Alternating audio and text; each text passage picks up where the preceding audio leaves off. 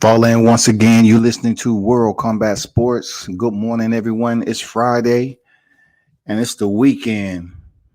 I know it matters for some of you, but for World Combat Sports, it's fight weekend coming up. But first and foremost, give a shout out to everyone that's up bright and early in the morning, man, to start their work day. You know what I'm saying? Wherever you may do, you making a living, you healthy, you good. You know what I'm saying? You getting by. Salute to you. Hey, if you come in the building, man, hit the thumbs up button. Like, share, subscribe. That's what it's all about. Damn good topic. Early in the AM. I want to talk about two primary things that's going on in the media right now. This Tank Davis situation. So supposedly Tank Davis, undefeated, current 2 division champion, 3-time world champion, right? He's set to potentially, be on the undercard, right? So people are asking of Charlo, and people are asking, like, why is he on the undercard of anybody? You know what I'm saying? What is this about? Because he headlined his card in Baltimore against Ricardo Nunez. He headlined the card in the ATL against Yorkis Gamboa. And also he headlined the card in Texas when he knocked out Lil Santa Cruz. So he did what he was supposed to do. It's not like he failed anything and putting on a performance. All of those headliners that he was on recently were stoppages. He stopped Ricardo Nunez, Gamboa, and Lil Santa Cruz. So that's not even it. That's not even it. And only, the rumor mills is circulating around about PBC being low on funds and all this other stuff. Listen,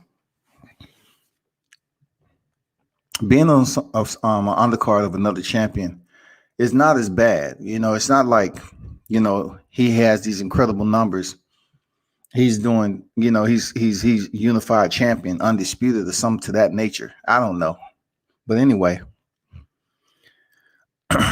he's supposed to be on the undercard of Charlo, right? But the big question I have, he said he's not fighting 130, 135. So it's up to me to give you a breakdown as far as what is his options. What is Tank Davis' options? What is his motherfucking options at this point in his career for him not to be contending at 130 and 135? So one of those options, he can dare to be great. It would challenge him like no other, but he would dare to be great. I know it's out here circulating. It's on the surface, man, like a rubber ducky. People just looking at that shit like, damn, can it be? It's a lot of talk that he may potentially be out here, trying to go to 126 and face Gary Russell Jr. The longest reigning, WBC champion in the business right now. For 126, for him to attempt to surpass, I'm talking about descending in weight, which is the hardest to do, descending in weight, to face Gary Russell Jr., who is an incredible boxer, high level, technically sound, one of the most well-skilled fighters that you would ever see in the sport. That's 126, though. You know what I'm saying? You have to ask yourself, do Tank have enough discipline? Like, I'm not going to lie to you. When he was up here, he wasn't 126. When he was in there with Brian Norman, he wasn't 126. I'm not saying he can't drop 4 more pounds, because the weight divisions we talking about from 26 to 30 is 4 more pounds. You know what I'm saying? And then you start from 30 to 35 and 35 to 40. You have that 5-pound differential right there. You know what I'm saying? So he would have 4 more pounds to drop if he planned on challenging someone like Gary Russell Jr. That would be daring to be great for Tank.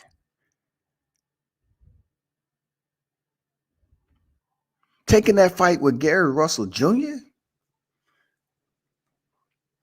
would be absolutely something that they would need as a big fight at PBC. Also, the word behind the scene, just the banter, man, and the sidebar conversations is that, Gary Russell Jr. has been kind of, you know, blackballed from big fights. So this will indeed be a big fight with Gervonta because he's been calling Gervonta out. But he's been calling him out to move up to 35, though. You know what I'm saying? So I'm like, does it make realistic sense that Tank will move down to 26 to fight somebody like Gary Russell Jr., who is a big risk for Gervonta? Seriously, it's a big risk for him. Two styles that, of course, Gervonta has this power. Both fighters can box, but I can give the edge, confidently. I can give the edge to Gary Russell when it comes to boxing. But it will absolutely be a big test for Tank because sometimes Tank take rounds off. And if you're taking rounds off against Gary Russell Jr., you're going to have some issues. You're going to have some serious issues because dude will make you pay with boxing. He will touch you up while you're taking a rest. He will let you know, no, this ain't no motherfucking easy go down here. I'm going to show you how it's done. There's levels to this shit. And that's what I see with Gary Russell, man. I just don't see Tank going down there keeping the pace. If you ever watch Gary Russell fight, man, he pressed the gas each and every round. He keep on pressing the gas, man.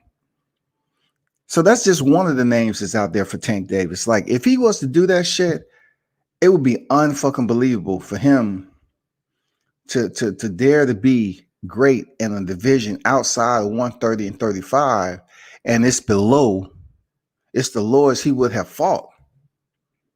Like, that would be incredible. But a big part of me said, I don't think that shit happened in the 126. Then we go up here, right? We move up to the 140-pound division.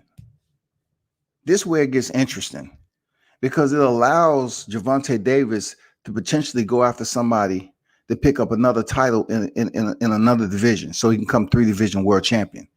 Just packing on the credentials, y'all. Just packing on the credentials and the badges. This will be the easier route for Gervonta Davis. Real talk. Let me get to the people in the chat. L-Dub in the building. Salute to you. Mark Pinkerton in the building. Salute. L-Dub say, if Tank was in camp now, I would feel more confident about him making 126. I agree. Tank did look a little healthy when he was up here. He wasn't nowhere close to 126. I can tell you that. But I will get back to that though. His second option, from my understanding and what I'm kind of pieced together, his second option may be to go to 140, a division where I felt that Tank would not go to face someone like Taylor Ramirez. But if he's to just put away another title and he feel like that opponent matches up nicely with him, I can give you one name because I just finished seeing him fight, Ryan Carl. All right. And that's Mario Barrios. That would be the guy to go in there and face. Mario Barrios is the WBA regular title holder. You know what I'm saying? He's the world title holder in the WBA. Josh Taylor's a super. So therefore, Mario Barrios is the only one that I can see for Tank not draining and depleting himself going to 126. He would take the right. He would go up in weight to 140 and face Mario Barrios, which in my opinion, stylistically matches up well for Tank. Now, when I was at the fight, he stopped Ryan Carl in the 6th round. And as I was looking at that fight, Carl, he was gamed. You know what I'm saying? The early rounds, he was game. He was standing, trying to slug and trade. And that's not good if you're going to provide somebody your presence. You know what I'm saying? If you're just going to stay there and give them all, everything about you, you're giving them a steady target first and foremost. You have limited movement. Well, for a boxer like Mario Barrios, it's going to take him a little bit of time to start breaking you down. So Carl thought that was the game plan he needed to kind of stand in front and try to land the hard shots. And he was landing some shots. I'm not gonna lie. Carl was landing some shots early on Barrios. But Barrios ended up, switching it up, you know, making the little minor changes, catching Ryan Carl with some counter shots. So for Tank Davis to move up and face Mario Barrios, that would be that'd be another Mexican fighter at a different weight class, and it allows Tank to pick up another division. Now, am I frowning upon this a lot? I'm not frowning upon it because I believe Tank can beat Mario Barrios, to be honest. Looking at the way he kind of slowed down just a little bit and the punishment he was taking, it's almost like a replay with Leo Santa Cruz just a little bit. But I believe Mario can go longer than Leo Santa Cruz if he fights smart. Because I'm gonna be honest with you, Tank can, in my opinion, Tank can outbox Barrios.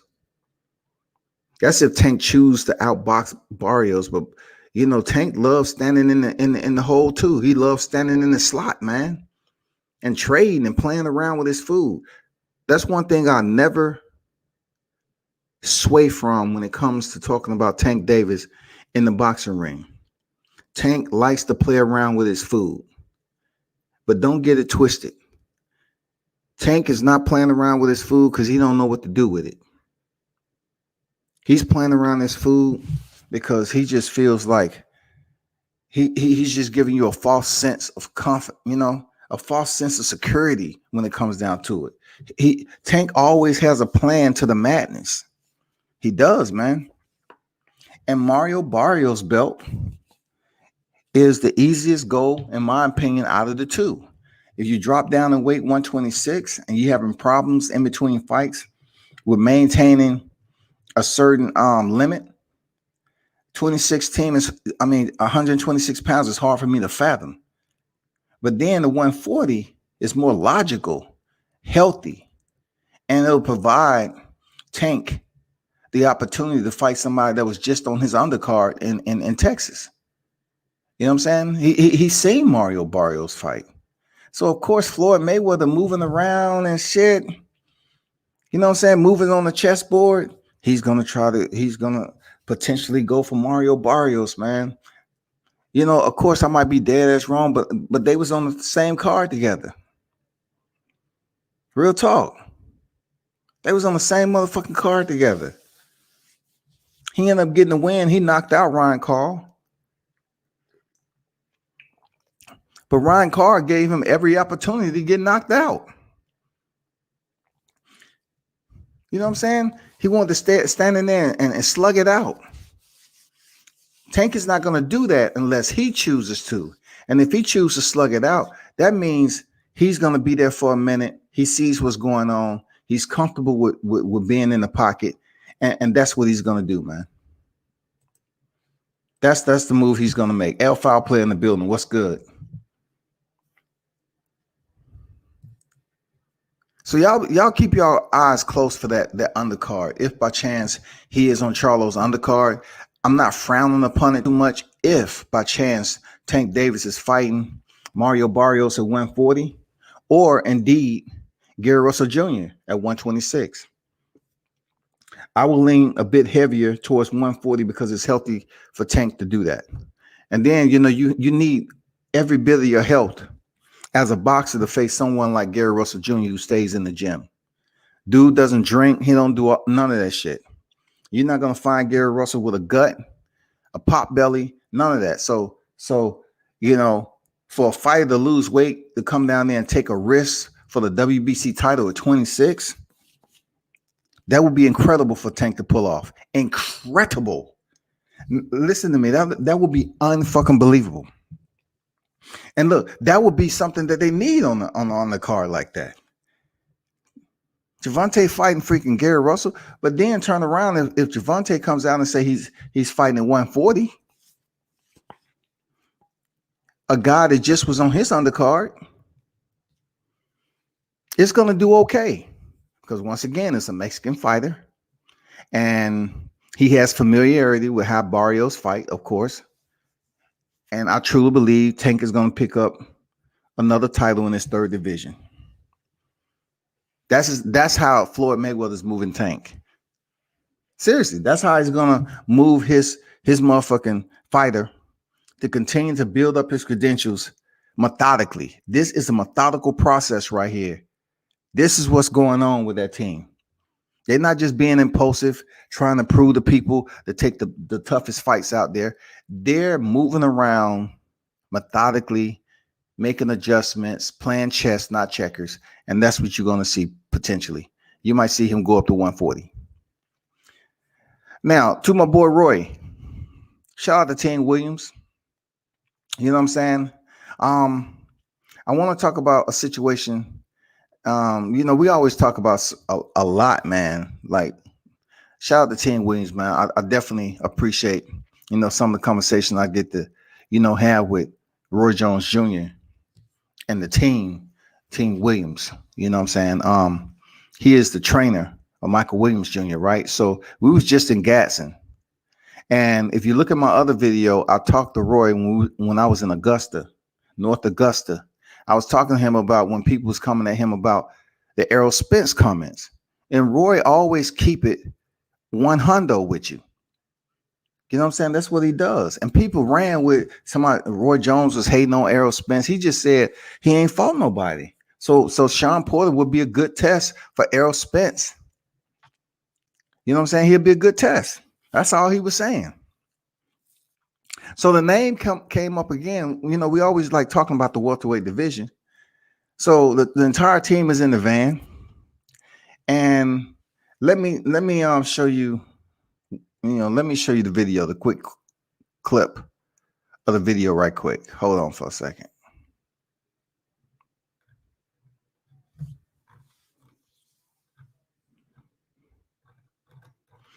And you tell me what you think of this video.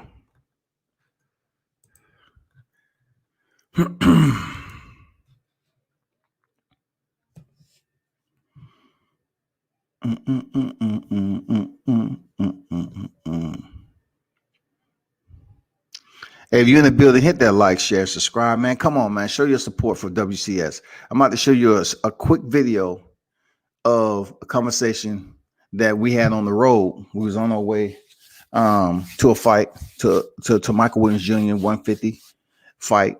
And we were all talking, about boxing. That's what we do. So the topic was brought up about Errol Spence and Terrence Crawford, and this is what Roy Jones had to say. Earl can't stop Earl big for the weight class. But they don't mean Bud got just much of more dog than Earl got. No, I believe you. I feel you. Yeah, you see, man. Talk to him, Roy. Talk to him. I'm gonna keep it real with you. Yeah, and I'm thinking, the only thing what it's looking like to me, Roy, I think Earl needed, I don't know how many times he can make 147. That's what I said. That's what makes it I think, fight. yeah. That's why I said I'm making this fight because he's so big and he can't punt. And we gotta see how Crawford takes his punt. But ain't no bigger dog in the game than Bud. Let me allow you to watch and hear that again. The audio was low a little bit earlier. Earl can't stop Earl big for the weight class. But they don't mean Bud got just much of more dog than Earl got. No, I believe you. I feel you. Yeah, you see, man. Talk to him, Roy. Talk to I'm him. gonna keep it real with you. Yeah, and I'm thinking, the only thing what it's looking like to me, Roy, I think Earl needed, I don't know how many times he can make 147. That's what I said. That's what makes it I think, fight. yeah. That's why I said I'm making this fight because he's so big and he can't punt. And we gotta see how Crawford takes his punt. But ain't no bigger dog in the game than Bud. So there you have it. We always like talking about certain big fights or divisions, individuals in the sport of boxing. It's never with malice or anything. You heard, Roy Jones say that, he gave the pluses and minuses to that fight. He believed Bud Crawford is the bigger dog. He said Bud Crawford is a bigger dog than Errol Spence. He says he has to see how Crawford handled the shots from Errol Spence.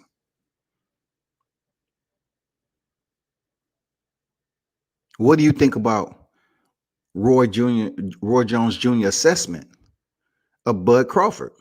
He said he's the bigger dog versus Errol Spence. I agree. You know, I was talking about this yesterday. I agree that Bud Crawford is a bigger dog. I agree, but ultimately, it's like a running mill, back and forth, man. It's like a leaky faucet right now. Because the only thing, it makes a little noise to talk about this fight, but we don't really know, when it's ever going to go down.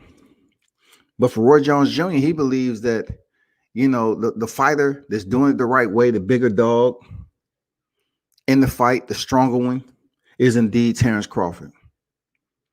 And the reason why I give Terrence Crawford the nod too in this particular case is because of his discipline. He has unbelievable discipline outside of the ring.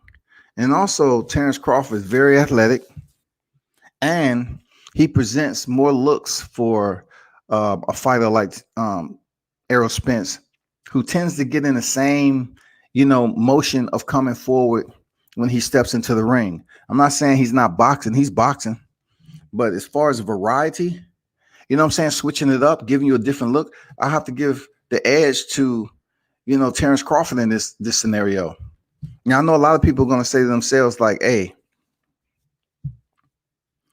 Errol Spence is he about 154 now and all this other stuff. Okay. He's been doing that, like I said the other day, for damn near 18 of his fights. He's been switching back from, super welterweight to welterweight. He he didn't sustain shit, until recently, So when it comes down to him facing Bud Crawford, it's going to come down to the smarter fighter. It's going to come down to the smarter fighter, the one that implements the correct ring IQ adjustments, the one that collects the data first. Collecting the data is very important against two elite fighters such as Terrence Crawford and Errol Spence. I like I said before, the discipline outside of the ring, health-wise, you know what I'm saying? I have to provide that edge to Terrence Crawford all day.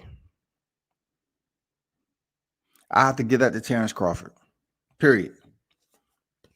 I know a lot of people are overlooking the fact that Errol Spence came in here and fought against Danny Garcia. And listen, I want to tell you something. The man was ejected from a vehicle into the pavement. Therefore, speaking to somebody who raced motorcycles and had an accident or two, I'm going to tell you, when you have no head protection, no body protection, and you are driving any type of motor vehicle and you have an accident and you hit the pavement, you will feel it. On a bike, you can high side and get flipped over just as if you was in a car. It'd be unbelievable. It's according to how fast you're going. It can be very deadly. And his type of accident, for him to be ejected out of a car, it was almost similar to wrecking on a motorcycle. You know what I'm saying? It was almost similar. So basically, him being ejected from the car and landing on his head like that, me not giving you a diagnosis because I'm unqualified to do so. I just feel that Errol Spence had more internal damage than what we know. I mean, his speech was slurred, and I look at his speech being slurred a little bit from two things. Okay, he always talks slow a little bit, but I'm looking at two things. It could have been pain medication, for him getting his teeth worked on, that he was slurring his speech. I don't know. Allegedly, I'm not saying that's what he was on, or it could have been the damage that was done to his head, the side of his face, when he landed on the pavement. You know what I'm saying? It could have been. We already know how to what's the word I'm trying to use? We already know how to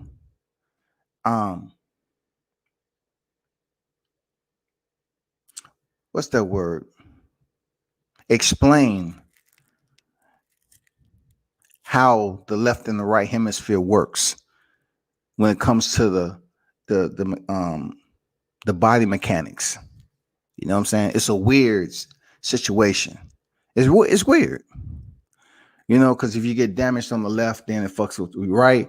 You get damaged on the right, it fucks up with your left. You already know that shit. But for him to be ejected from the vehicle and knock his teeth out like that, you definitely receive some head damage that's not being spoken on. And those records are probably confidential and sealed, so no one will know. So in order for Errol Spence to continue to box, you know, he has to pass the medicals. He has to you know, clearly pass. You know, he has eyesight, obviously. So God was on his side to not, you know, destroy a limb, you know, tear up an arm, you know, break an arm. He said no broken bones. But if indeed he had no broken bones, it'll be attributed to his intoxication. Because if he wasn't intoxicated, he might have been, you know, awakened much earlier when he was ejected and tried to brace his fall. If he indeed tried to brace his fall when he's being ejected from a high, you know, a vehicle that's a high speed, and you're ejected, you might have broke your arm. He might have broke his arms. He might have landed differently. But if you're intoxicated, and let's just say he wasn't even conscious, he had fell asleep and he was ejected, his body is going to be much more limp than usual. So when he hit the ground, yeah, it's going to be painful. Yeah, it's going to do damage, but it may have saved him from what his career consists of, having two arms to fight with. You know what I'm saying? It might have saved him. It might have allowed him to hit the ground and roll around in a way that he wouldn't have did if he was conscious and try to brace his fall. Because that's any motorcycle rider. That's one thing you don't do. If you lay it down the high side, one thing you don't do is try to get up. You have to roll with the momentum until you come to a stop and then get up. If you try to put your hands on the damn cement or try to stand up, you will find yourself in a world of trouble. So I'm thinking with Errol Spence, man, it was more internal damage than his team is letting on. Because what more is he going to do? Now, it was self-inflicted. So what more is he going to do? I mean, he have to continue boxing. I don't think, or nor do I get into the fact of how much money a boxer has made in their career to survive. But I do believe that there was more damage than what's being let on out here to the public.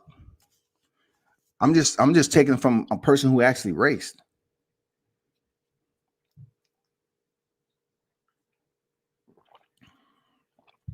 I know people don't want to hear that, but it's some things that may come out in a couple of years, 3-4 years, that you see that's going on with Errol Spence. Seriously, to have that many teeth knocked out, and you're trying to tell me to have that many teeth knocked out, he landed perfectly to the point where he just knocked out his teeth and that's it? No. He landed on his head. And he just didn't land on his head and stop.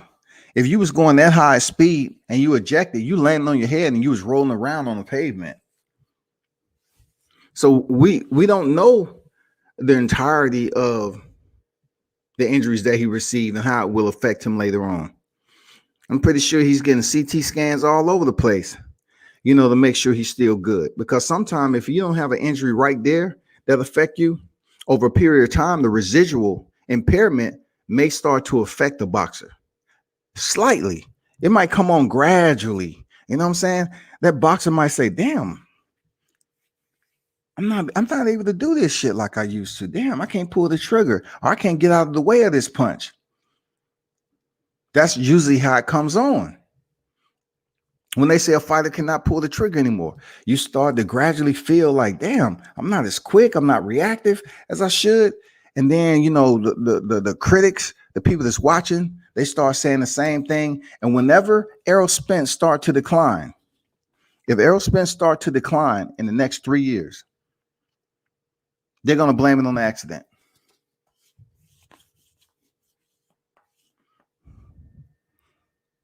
What's going on, Jorge Elias or George Elias? What's good?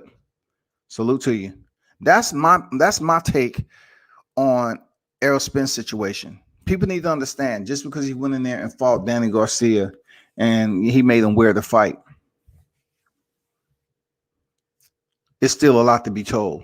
But when it comes down to him and Bud Crawford, Errol Spence and Bud Crawford fighting each other in the future, I can tell you, if both of those guys are in between fights, in my opinion, I would be confident in saying that Terrence Bud Crawford has more discipline. Terrence Bud Crawford has displayed more discipline over time. He's sustained a more healthier lifestyle, and that's going to play a significant role. Now, I'm not saying that Errol Spence he refused to make any changes in his life when it comes to drinking alcohol or being undisciplined in between fights. But we did see a sign. We did see a sign before the accident even happened when they was all back there together. You know, it was Adrian Broner, Gervonta Davis, Errol Spence. And we know when Adrian Broner was back there and he was sober and Errol Spence was the one that was fucked up, and AB's like, dude, what are you talking about? When he was talking about he started boxing in 2015, you know, Errol Spence had been, drinking for quite some time. And then, his people would get on here and act like they'll hear somebody like myself say that he's been drinking. They try to act like the shit was never true. The shit is true. It's public. We seen it. So you can't deny it. Don't be mad at media for talking about something that was in front of the lens. We seen this shit. But certain people going to be hesitant about trying to tell Errol to stop doing what he's doing because he's their moneymaker. So if they getting paid from Errol Spence, it's going to be shit that they don't want to tell the dude. But when it comes down to it, I agree with Roy Jones said, man. The bigger dog in this fight, real talk, for 12 rounds, I'm assuming the early out the gate is going to be pretty. It's not going to be a Teofimo Lopez Lomachenko type shit. It's going to be a chess match though. Well, I do believe off the history of Terrence Crawford making changes in a fight, he don't play around with making changes. He doesn't. In that Kell Brook fight, he chose to make a change in the third round. He was getting caught, and he said, you know what? I'm going to make this change. He changed it up to southpaw, and it was wrap. The fight was over, done. Terrence Crawford didn't play around with his food. He didn't wait and see what he can do standing in the orthodox. It wasn't working for him. He was taking some punches. So Terrence say, let me make this. I already collected my data. Let me make this damn quick change and let me go back to work. He came out in the fourth round, and we all seen what happened. Don't hate on Roy Jones for giving his opinion because he really don't give a fuck. I'm gonna be honest with you. He don't care, y'all. I'm gonna be absolutely honest. Q to God, what's good? He said, what's popping? Bud got too much demand. Swiss Army knife, clean victory for Bud. I agree, man. I agree with you. There to God. I agree with you. I just believe wholeheartedly that people, certain individuals, look, you have the right to support whatever fighter you want. But all this narrative pushing that's going on, don't try that with Roy Jones because it don't matter. We're talking about a legend of the sport. He can give his take. He can give his opinion. For what he's been able to accomplish in the sport. Did he say something that was entirely wrong about Bud Crawford? No, he didn't. He just gave his motherfucking opinion. Dead Game Boxing in the building, salute. He just gave his opinion about who he believed is the bigger dog in the fight. The bigger dog is indeed Bud Crawford at welterweight when it comes to him and Errol Spence. I truly believe that. I'm confident. I'm very confident. I just wish the fight would motherfucking happen. I ain't gonna lie. I just wish the fight would happen, dog. Because like I said, since Carlos Ocampo, Errol Spence ain't had a stoppage. You know what I'm saying? Since Carlos Ocampo. You talking about Mikey Garcia? Mikey Garcia, right? Yeah, Mikey Garcia and Sean Porter. Those two big fights, allegedly, was before the accident. If you look at the date of the Carlos Ocampo fight in 2018, both him and Terrence Crawford fought in the same month, in the same year. Terrence Crawford was making his debut with Jeff Horn.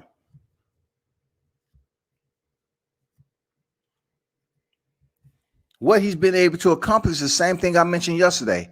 He entered the division and he's pretty much wiped out who he's supposed to wipe out. So the narrative pushers would try to go against Roy Jones and say what? Roy don't know what he's talking about. Man, I done seen Roy in person. He still got those hands, dog.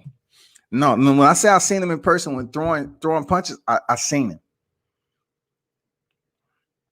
He actually, was going back and forth with an old trainer of his, and they was throwing punches back in the locker room. I don't even know if I even released that video yet, but he still got hands. Roy is still fuck a motherfucker up. Hey, dog, I'm not gonna lie to you. So people need to stop acting like he don't know what he's talking about. He's going around here. He punched drunk. It ain't. No, don't even try it. One thing I like about Roy Jones Jr., he'll carry on the conversation, man. And whenever Team Williams roll out to a fight, man, we can have boxing conversations all day long. You know what I'm saying? Seriously, it happens like that. I'm just being honest. What's going on, D. Hodges?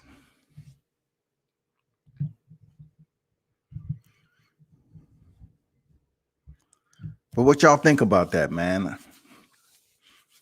It's fucked up to even be talking on this topic because, when I hear news like this, I don't come out with it initially first. I'm not eager to hurry up and gas up on it and put it out because the fight is so far away. Like, it's no indication on if this fight happened in 21.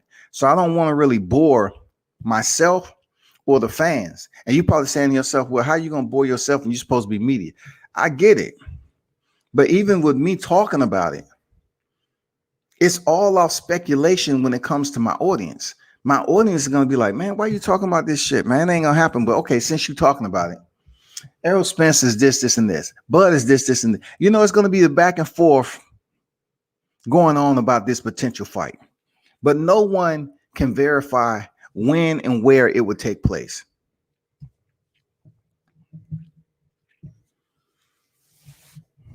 The only, the pretty much the regular banter that goes around this shit is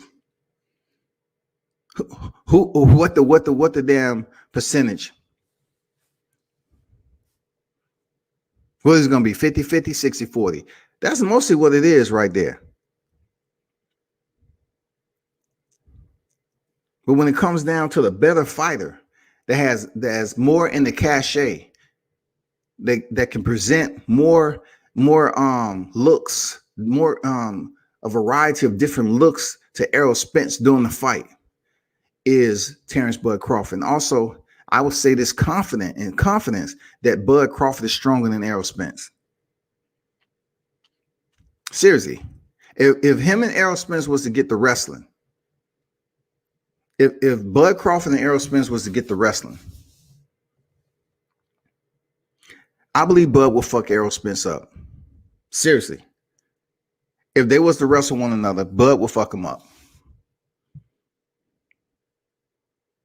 I can say the same thing about Sean Porter, Errol Spence.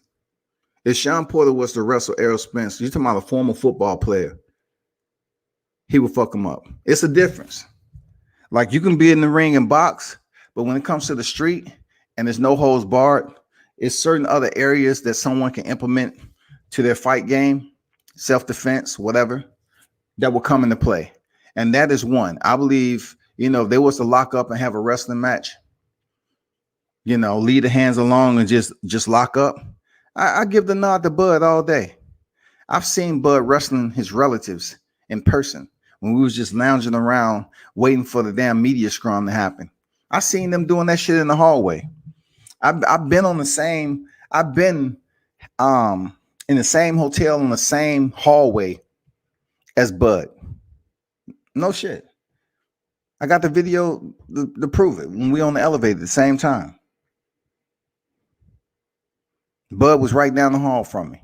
I seen him wrestling with his people and all that shit. He will fuck Errol Spence up in the wrestling match. Real talk. It won't even be close, y'all. It won't even be close. So I provide him that edge when it comes to the boxing ring. Errol is not that boxer that you want him to be right now. You know, like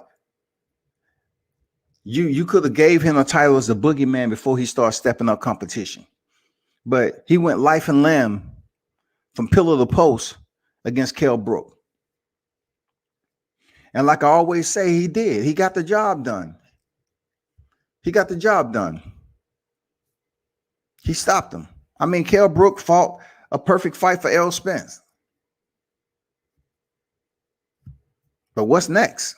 What's next can we look at and say, okay, where does the boogeyman come into with Mikey Garcia? Where does it come into effect? Where does it come into effect with Sean Porter? The 11th round? The flash knockdown? I mean, shit. I mean, that was a flash knockdown in the heat of war, you know, with the left hook. I don't take nothing away from Errol Spence, but it was a flash knockdown. Boom. His glove touched the canvas, and that was it. You know, you have to say for Sean Porter, it was a lapse in him, you know, just doing what Sean Porter do. And Errol Spence had a certain eye, you know what I'm saying, attention to detail in the exchange to land that left hook. It happens. A puncher's chance, right? It happens.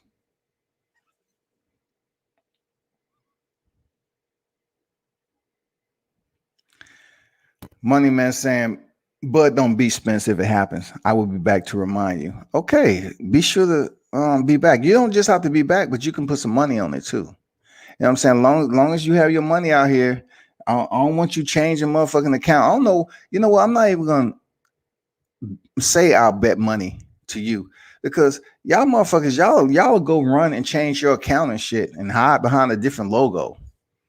You know what I'm saying? I guarantee you everything. Bud clean that out. Bud wasn't no punk on these Omaha streets. For real. Unique Don in the building. Salute to you. Salute the money man that's in the building. Bud got Dawg in him, but I think it would cost him with the real opponent. He's been in there with real opponents. When Kavalaskis hurt him, you know, y'all was jumping around. Oh, Bud got hurt. He don't have this. He don't have that. What did Bud do? He threw the game plan out the window and goddamn said, fuck everything you heard. I'm in Omaha, Nebraska. He goddamn dog walked this dude. He said boxing's out the window technically. I'm done. I'm going to show you how it's done up here in Omaha. He has that side to him, man. So how can you say real opponent? You know, Jeff Holmes was coming off a win to Manny Pacquiao, the same Manny Pacquiao who beat Keith Thurman. So you have to give him credit for defeating the man who beat the man. You have to give him credit. You can't continue to downplay Manny Pacquiao as being old, but yet give him full credit for fighting Keith Thurman. You can't do that shit. And then turn around and say, well, he really won that fight. I'm telling you what happened. Jeff Horn walked up out of there with the belt. Talk about that or 140 Gamboa giving Bud wobbly legs. I mean, that's old news, man. That's old news. If we're gonna keep on talking about Lomachenko facing Gary Russell Jr. every time Gary Russell name come up, and they want to say, well, you lost to Lomachenko. Well, both of them wasn't champions yet, so that kind of goes against the temporaries that I'm talking about, the temporaries of boxing. Because if you're gonna talk about Gary Russell's loss to Lomachenko when he wasn't even a champion yet, I don't know what to tell you. You know what I'm saying? It doesn't make any sense. I only have one account, and we talked before. I understand you have one account right now, but when it's time for that fight to be made, you might be on here trying to come up with aliases Let me see. What can I name myself? Tree cutting Bob. You know what I'm saying? Left fist Harry.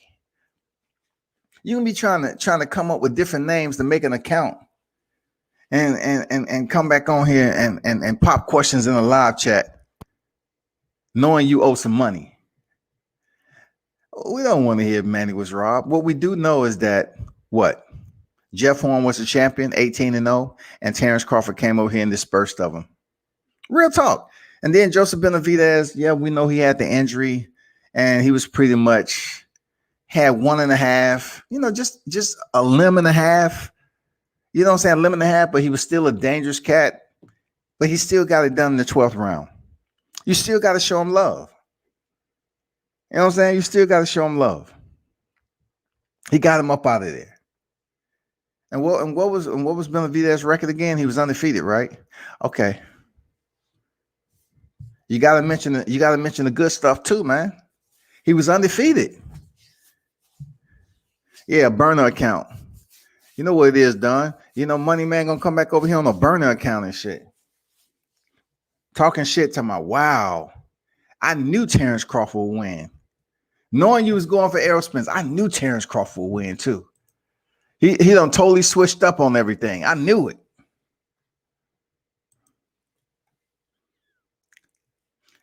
Listen, saying Jeff Horn is trash. You know how many times that's been said over here? Did you hear me say that he wasn't anything else? Like, come on. Like, you're not going to get me to defend Jeff Horn outside of the fact that he beat Manny Pacquiao and Manny Pacquiao beat Keith Thurman. So people have to give credit where credit is due. Terrence Crawford finished Jeff Horn, something Manny Pacquiao couldn't do. Seriously, he couldn't do it. So you have to give credit that Manny Pacquiao still has shit left. So he should have been able to do that to Jeff Horn on that day, but he didn't. He couldn't do it. Jose was winning the first half of the fight. Man, get out of here. Who cares about the first half of the fight? We just care about the finish. What they say, it ain't how you start, it's how you finish. Man, he got that shit done, bro. And what would Errol do to Jeff or Jose or Khan? It doesn't matter what Errol. What didn't he do to Mikey Garcia? What didn't he do to Sean Porter? What didn't he do to Danny Garcia? And that would stop him. That would stop them. That's what he didn't do to a smaller fighter, Mikey Garcia, moving up 2 divisions. He did nothing but go the distance. He couldn't even find a different alternative on how to break Mikey Garcia down and attempt to get the stoppage. He just found out, let me settle in. Let me just, punch him through the guard. Let me just move around, take it the distance. Because he was up there trying, but he couldn't even get Mikey Garcia out of there. He couldn't even get Mikey Garcia, who was 0-0 at welterweight. He was 0-0 at the weight. He couldn't get him up out of there. Explain that to me, Money Man. He couldn't get Mikey Garcia, 4-division champ. He couldn't get him up out of there. Explain why Errol Spence, the so-called boogeyman, could not get Mikey Garcia. Don't blame him on the accident. The accident didn't happen yet. How can he not get Mikey Garcia up out of there? How can he not get Sean Porter up out there? He's the boogeyman. Oh, because Sean Porter has a jaw. Well, what about Mikey Garcia? Does he have a jaw too? I mean, come on, Mikey Garcia, Sean Porter. I mean, what about these two guys? Sean Porter was really winning the fight, in my opinion. If he wouldn't have got, that flash knockdown, it could have been a draw or in favor of Sean Porter, to be honest with you. If you want to talk about who won that fight, let's be honest. Let's be honest with ourselves, right? A lot of us had Sean Porter up in that fight. That's before the accident. So explain that one to me. Just explain it. What 3 fights do you want to see this year? I would like to see AJ Fury, Bud Spence, and Wilder versus any top 10 ranked heavyweight to see him get back.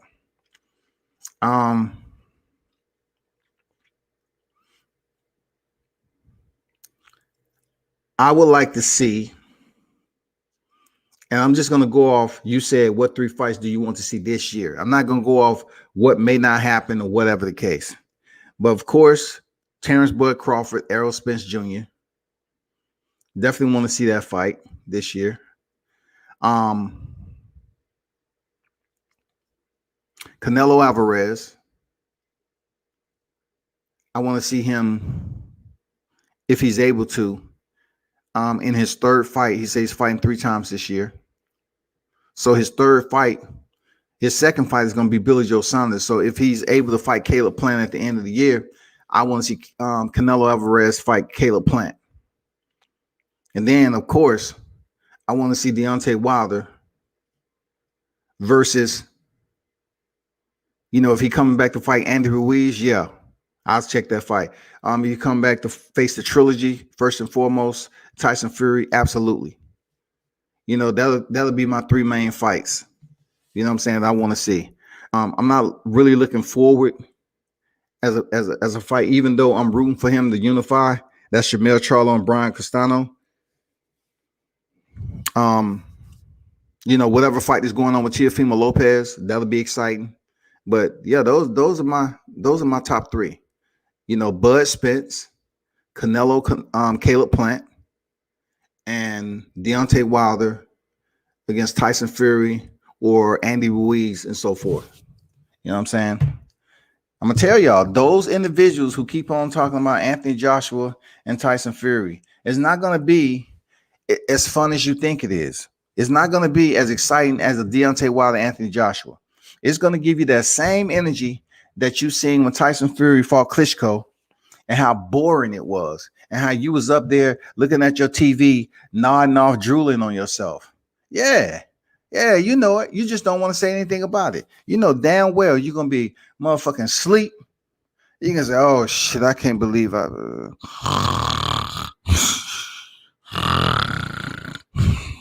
Yeah, that's gonna be you.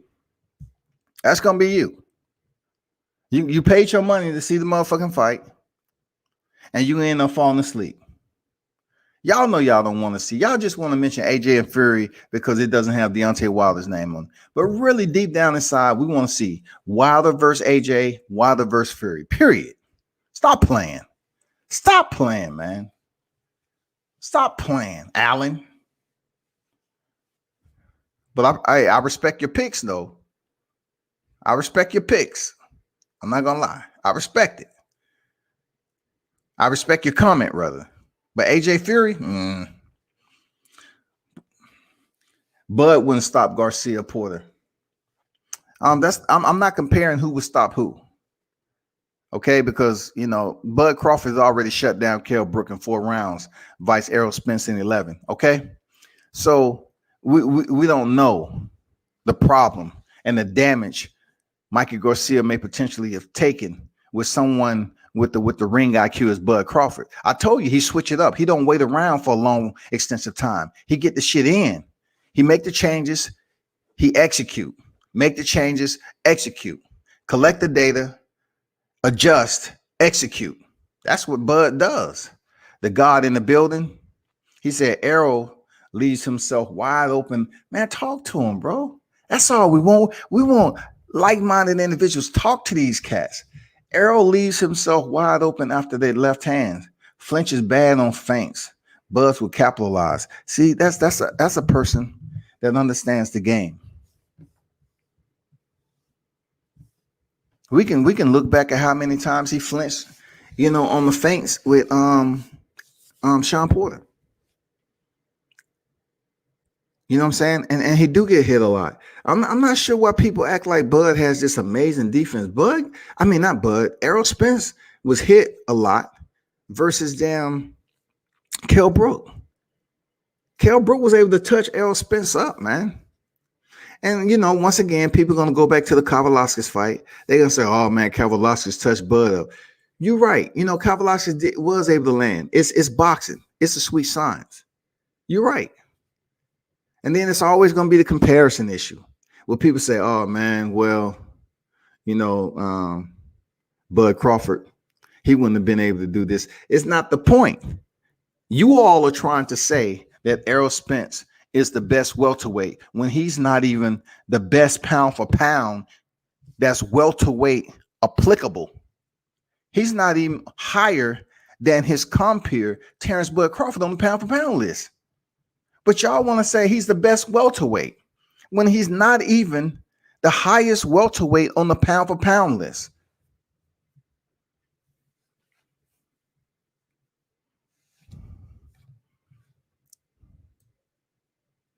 George said, plus Mike had gone up from 135. Yes, he has. Mikey went up to 135, and he did very well in that fight. Even though he was extremely defensive, he was basically just a defensive shell. I mean, hey, a good boxer can adjust to anything. A champion can adjust to anything. So when it comes down to him finding a way to break Mikey Garcia down, he just didn't get it done, man. Money Man say, "Yo, Bud T.O." No. See, wow, Money Man is saying my Bud T.O. bias is clear. So this is one of the first times that I didn't get the Deontay Wilder bias. Wow, why not my boy Wilder? Because he's out right now. I mean, everybody's out. You can't throw Wilder bias in there too. Come on, dog. There's no bias in this. Bud's the better boxer. He's the more all-around better boxer. Real talk. T.O., lightweight, he's the lightweight king right now. Until someone steps up and challenge him and prove T.O. wrong, then he's the man. Don't hate. George, 140 to be exact. He beat Robert Easter in AB. Listen. This what I need to do. This what I need to do. Hold on. Hold on, Shouty. This is what I need to do, Shouty. This is what I need to do, Shouty. Just hold tight right quick. Just hold tight.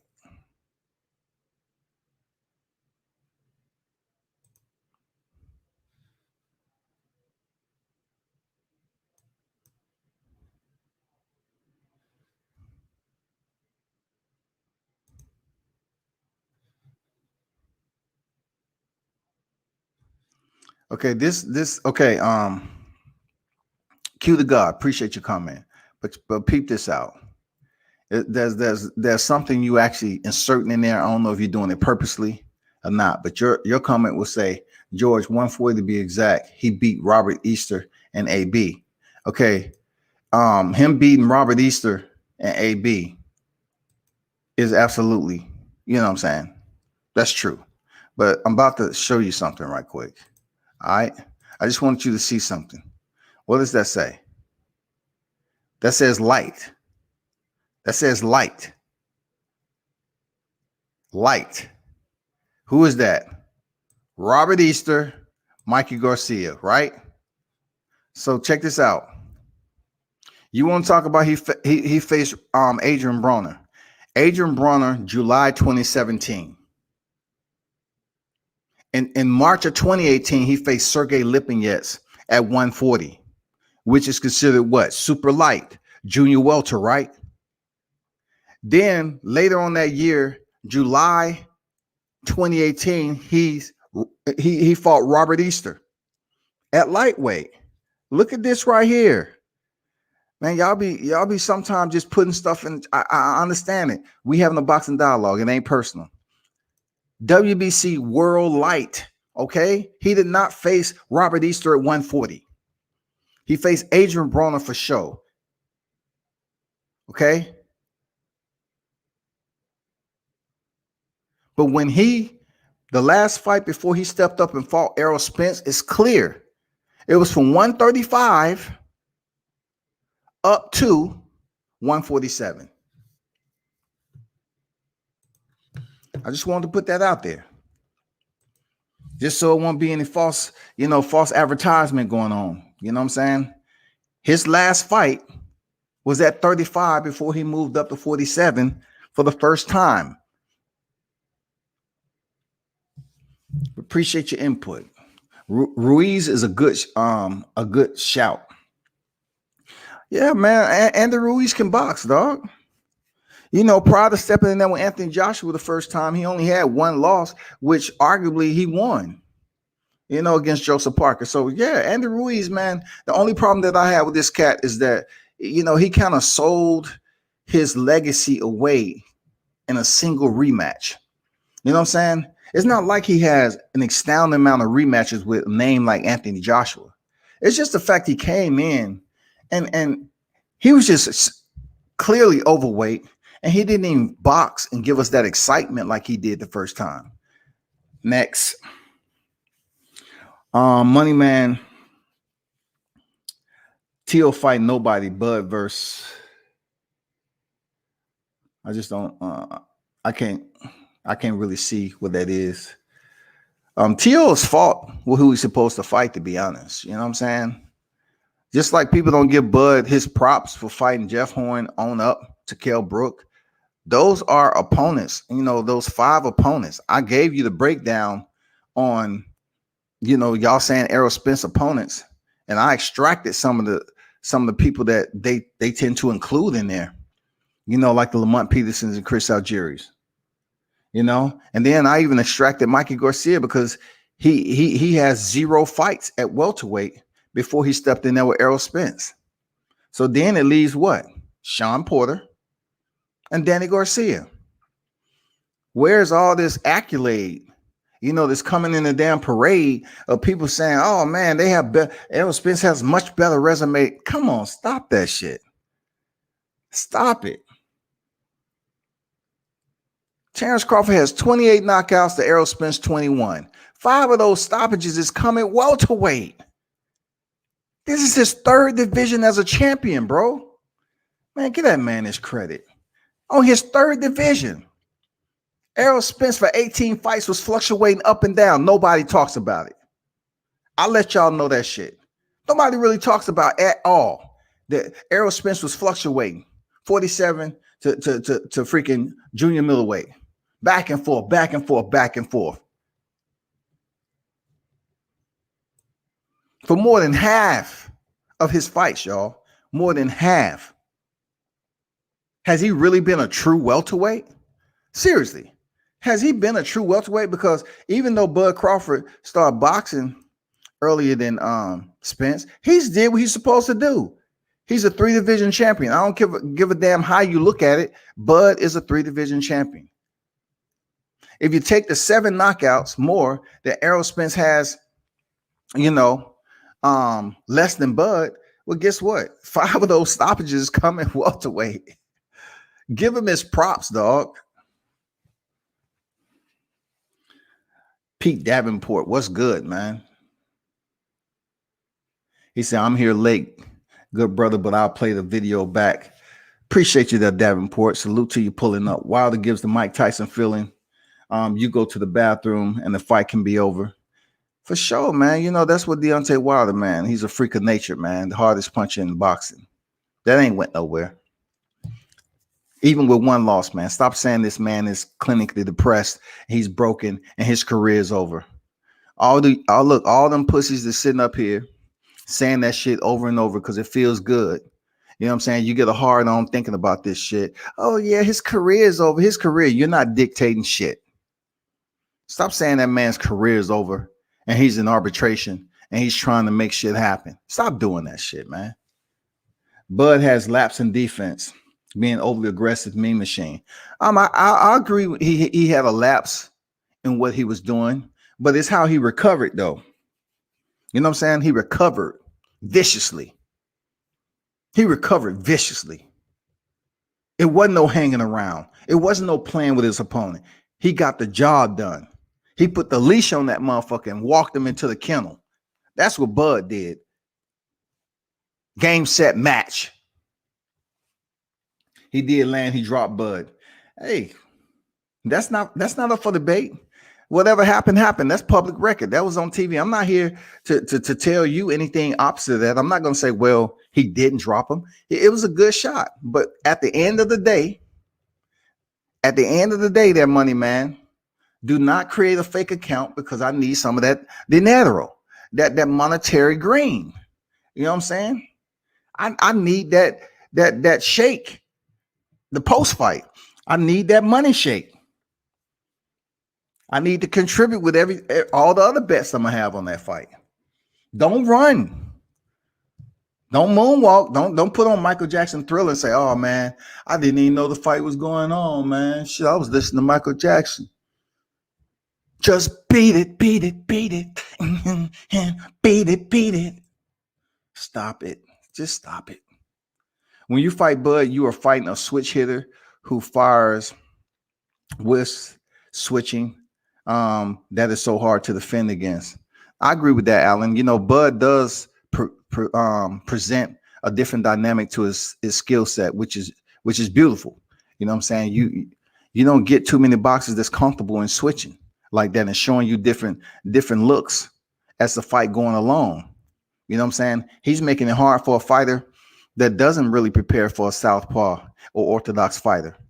You know, they may be getting comfortable with fighting Bud at orthodox like Kell Brook was. And then, you know, Bud say, you know what, I got to make this change. I'm getting touched up too much. Boom. He switched to southpaw. And he landed that left hand. I mean, the rest is history. Bye-bye.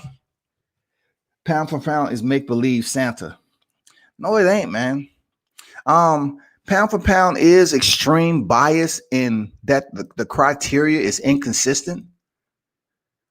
You know what I'm saying? I don't believe it's just make believe. Pound for pound lists throughout the years have become extremely biased in certain cases. I will admit to that. If that's co-signing what you just put up there, you know what I'm saying? But I will say this: I don't know what the criteria is. Just like I don't know what the criteria is for franchise champion in pound for pound. I mean, they lack consistency across the board, to be honest. T.O. and Boyd are ducking, not Wilder. That's untrue. Nobody's ducking nobody. You know what I'm saying? I know y'all talking about T.O. making that video about ducking. He's not ducking. You know why? How can you duck when you had the top three? You know, Nakatani was ranked ahead of you. Richard Cummings was ranked ahead of you. And Vasil Lomachenko was ranked ahead of you. So how are you ducking individuals that was top 10 and you went in there and beat them all? Stop playing. Stop playing, y'all. Y'all, look, I don't blame T.O. for going out here acting a fool, man. He's did what he's supposed to do. Who else in his division has did it? Hey, money, put that in the comment. Who else in his divisions did what he did? Who else has beat the top pound for pound? Who are you comparing him with that has a top 10 on their resume? I will absolutely be here when you drop that into the comment section. T.O. contradicts himself. We don't worry about what he's doing because look, he's an undisputed champion and he can talk his shit and do what he feel like. Blame the people who are playing catch up. Blame them. Blame the ones that are playing catch up. They should have made the moves Team Lopez made. That's all I'm saying. When T.O. can't run from Devin anymore, I will be here to remind you of your false narrative and clear bias. If you consider what I'm saying to be false narrative and clear bias, then that is your OP. All right. That doesn't mean it's true. All right.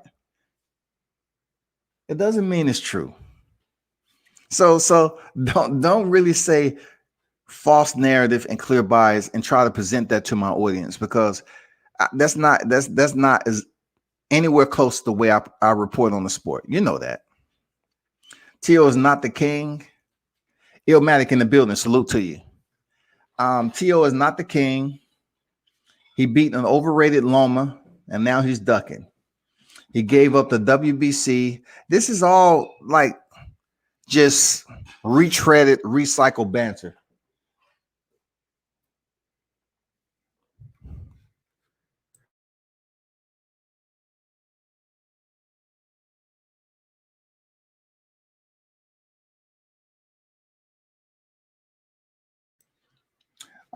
He gave up the WBC for the franchise. I mean, all this, why are you putting this up here? Like, Come on, man. When you roll over the WCS, man, give me something new. Like, I understand what you're doing there, Illmatic. Respect. But all this, what you put in franchise designation so he can avoid the mandatory. He can't be king running from the competition, blah, blah, blah. So basically, how are you blaming Teofimo Lopez for what Loma did? Okay, Loma is the one who won the WBC title, hands down. He beat Luke Campbell for the vacant, right? And hands down that Lomachenko requested the franchise belt. Hands down, Teofimo said, if I'm going to fight for all the belts, I want the damn franchise to be transferable, right? Let's not forget one thing, Illmatic. What's ill about all of this is that Canelo Alvarez was the first one to request a belt that wasn't even in existence. A.K. Tate Jones made that clear. Shout out to the Golden Warrior for that nugget. So when I'm thinking about one of the culprits of the beginning, the inception of all this franchise shit, is Canelo Alvarez and Mauricio Suleiman. So then when it gets to damn Teofimo Lopez, don't blame him as if y'all, Illmatic, wasn't betting against him when he walked in there to contend against Vasyl Lomachenko with one belt. He split the ropes to contend for one belt, with one belt, the IBF. Lomachenko had the WBC, WBA, and the WBO. The only thing he had to do is keep the WBC, but he chose to vacate it. Not only did he get off that WBC and become franchise, but people like you, Illmatic, you have to understand one thing. Haney wasn't guaranteed anything. Him and Abdulaev took an interim title shot, not an eliminator. An eliminator is what Teofimo took to fight Comey. He dispersed the Masayoshi Nakatani in an eliminator to fight Richard Comey for the championship. Abdulaev and Haney fought knowing damn well that Mauricio said, you will not get Vasyl Lomachenko, so therefore you can just fight for the interim title. That's all I'm going to say about that. Bob said it to the fights. Bob said it to the fights. He makes a 70-30. Bob said he makes 70-30 in his fight's favor. I mean, Bob is the OG, man. You know how the manipulation is in boxing with the promoters. Bomb matchups. I mean, call them a bomb if you want, but that's not a term I use because, boxing, even on the regional level, is tough. All the way up to the highest tier when you're on, TV, on a televised card, on the undercard of the PPV. It's tough, man. Money Man, T.O. clearly lied. Bob said you ain't acknowledged it because of your relationship with T.O. T.O., look, let me explain this, Money Man, as clearly as I possibly can. Allow me to elucidate, right? All right. Specifics when it comes to morals and principles in boxing, my friend. And y'all hit the like button and subscribe to the channel. I have 18 in the building. Come on. 18 in the building. I only have 14 likes, man. Hit the like button. Come on, man. Hit the like button, y'all. I have 18 in the building, 14, man. I'm not going to talk about the numbers in here. I'm talking about the content. I have some hitters in the live chat that's dropping some boxing content. Just hit the like button for me. All right. Back to Money Man. Boxing has never been about morals and principles, my brother. They just don't have boxing matches on Sundays. They have them throughout the week on up to Saturday. That's what boxing does. Boxing doesn't have prerequisites for individuals to take some type of freaking test. Some sanity test. They don't tell you need to attend a 6-month course in your favorite religion.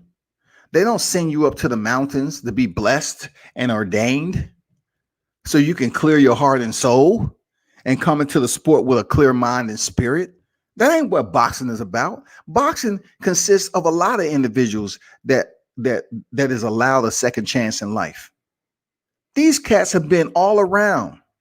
No matter what they did, If it was criminal, they are allowed a second chance in boxing, and that's the way it is. So just because Teofimo is up here lying a little bit about sending out, he didn't lie about sending out a contract. He just said, I'm going to throw some contracts to Kambosos and Devin Haney. He didn't say he did it.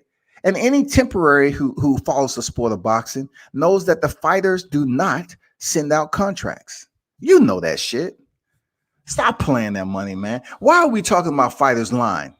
The first fighter, listen, money man, the first fighter, if you ever gonna talk about somebody who's capping, the first fighter that should have came out your mouth is Ryan Garcia. If you want to talk about somebody that's capping, the first fighter that should have slid off your verbal goddamn replay is Ryan Garcia, because that's the biggest capper in boxing right now. Ryan Lion Garcia. So get off my boy T.O. Zakea, salute to you. People don't know you.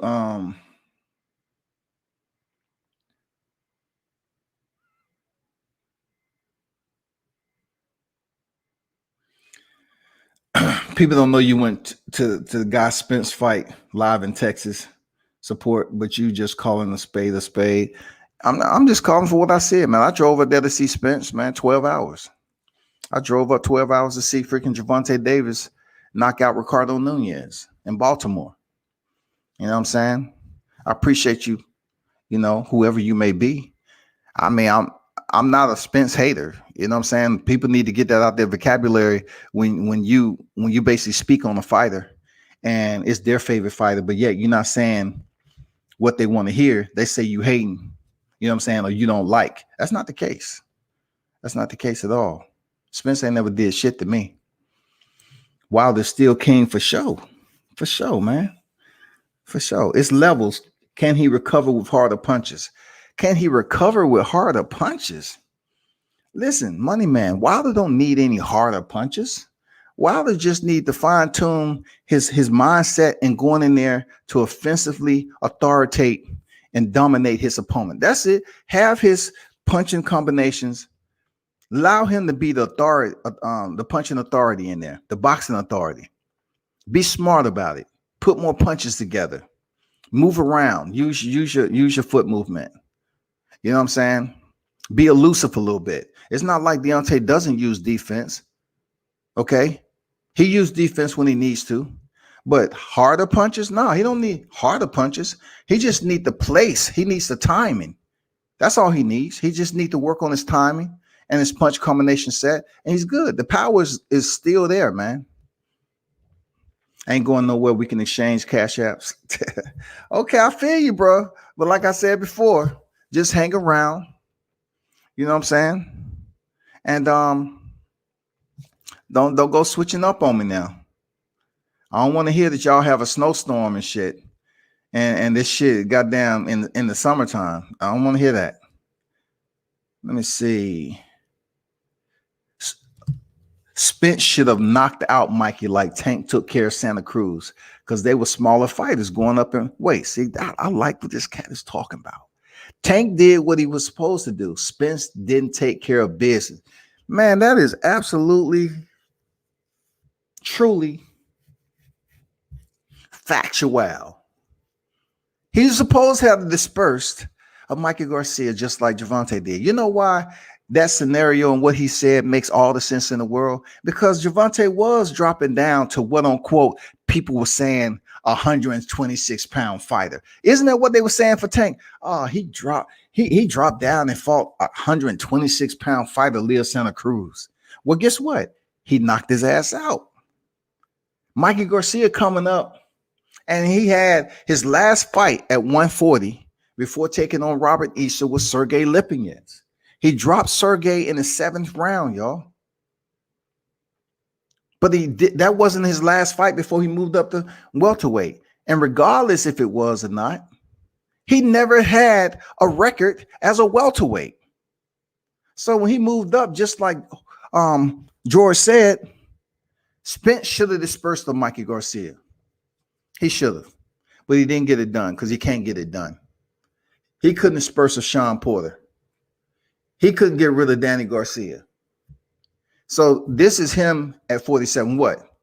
It's because he's weight drained. Okay, if you weight drain and you want to go back up to junior middleweight, go ahead and do it. Stop telling people that you're on the verge of cleaning out the welterweight division. Just go. Go. Get another title. Go up there with your boy Jamel. After he unified the division, y'all know each other's number. You already know what his plans is. Just go up there again to the gym. Ask him, say, Jamel, when you plan on, if you beat Brian Castano, what you plan on doing? What you plan on doing? You gonna defend him or what? What's going on? Are you gonna vacate? Errol Spence could go up there and try to pick up a vacant title. And then finally, he'll be a 2-division champion. Finally. But I don't see it. Like, look, listen, this is what may be the end all for Errol Spence, to be honest. Remember, I told you this. This may be the end all for Errol Spence. If he does indeed fight Terrence Crawford, both of them guys stand to gain a hell of a lot in that fight, but more so Terrence Crawford, because that would be his second division of being undisputed. No franchise, no nothing. Undisputed in 2 divisions, 140 pound and 147. But for Errol Spence, if he indeed is able to unify the entire division, of course it'll look good on his resume. He will be the next to do it after Zab Judah. So, of course, they'll show him love. Oh, man, that's the undisputed champ right there, welterweight. Okay. But Terrence Crawford do it, he's still going to be ahead of Errol Spence at the end of the day. He's still going to be ahead. Just like he is now. He's ahead of Errol Spence. He's ahead of Errol Spence on the pound-for-pound list. And in my opinion, he's ahead of Errol Spence as the best welterweight. And also, he's ahead of Errol Spence when it comes to legacy. Y'all know I'm not bullshitting on that. J8 in the building. What's good? Yeah, I had to get on early. You know what I'm saying? Switch it up. I've been watching boxing since 89. I ain't missing nothing. I'm here. Okay, I hear you, bro. Pound for pound is subjective. It is. It lacks consistency and criteria that is based off the performances of the fighter. And since you mentioned pound for pound again, let's make some examples here, right? For a while, the top 5 pound for pound consisted of individuals who were multi-title holders for a minute. You know what I'm saying? You had Canelo, you had Vasyl Lomachenko, you had Naoya Inoue, and then you had Terrence Crawford. And then, they threw freaking Alexander Usyk in there, and then Errol Spence, right? I'm just going to stop it right there, right? That's the way it used to be because they had multiple titles. Most of these individuals had multiple divisions. You know what I'm saying? They had multiple divisions or multiple titles. Now it's kind of switched up a little bit because Alexander Usyk doesn't have any titles anymore. He got off those cruiserweight titles and now he's in the heavyweight, but yet he's still on the pound for pound list. Then you have Vasyl Lomachenko, who doesn't have a single title due to the king of the lightweight division, Teofimo Lopez. He's still on the pound for pound list.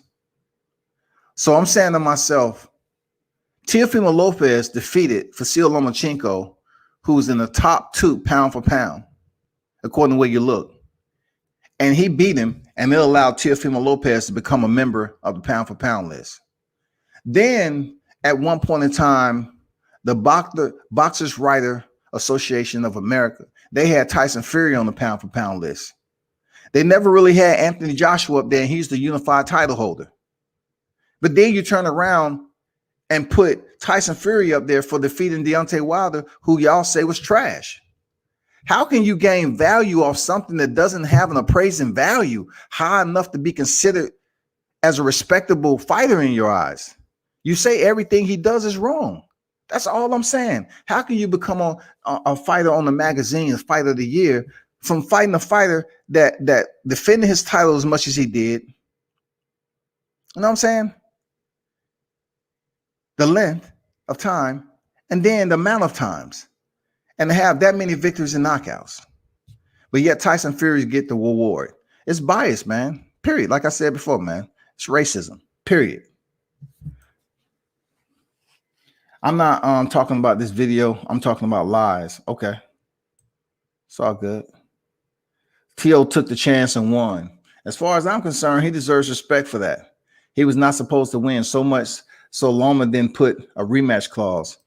Alan, I agree, man. You know, Vasil Lomachenko was so confident that he was saying, I don't need a rematch.